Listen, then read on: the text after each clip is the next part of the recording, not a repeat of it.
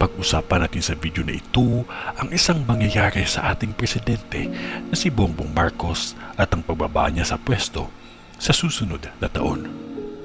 Yan ang ating aalamin sa video na ito.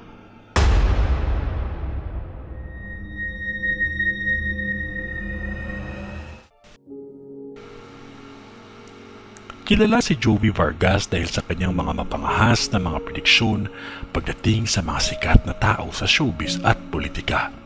Sa katunayan, siya lamang sa lahat ng mga sikat na psychic sa Pilipinas ang nagsabi na si PBBM ang mananalo pagka-presidente.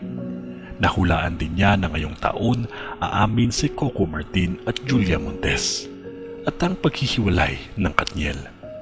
Ngayon naman ay ating pag-uusapan ang kanyang nakita kay Presidente Marcos. Magiging issue daw ng presidente ang kanyang kalusugan at gagamitin ito ng kanyang mga kalaban para patalsikin siya sa pagkapangulo. Magkakaroon ng pagkakawatak-watak ng dalawang partido. Madami daw bagay na babaguhin lalong-lalo na sa susunod na taon. Ang pagbabagong ito ay kakagulat ng lahat dahil siya mismo ang kikilos para ito ay maisa katuparan. Yan ang ating hintayin na mangyari. From December to first quarter of next year ay magiging mainit. Magkakaroon kasi ng gulo at hidwaan. May mga makikisawsaw sa gulo para mas lalong lumala ang sitwasyon. Pero kapag magtutulungan ang kapatid, asawa at mga totoong kaibigan niya ay ito ay masusolusyonan naman. May isang babae ang magiging rason ng pwedeng pagkawala o pagkatanggal ni PBBM bilang isang pangulo. Sino po kaya ito mga ka-PTV? Sino kaya itong babae na tinutukoy ni Joey na nakita niya sa kanyang vision? Ito kaya ay kabilang sa kanyang mga gabinete o hindi naman kaya ay kabilang sa oposisyon?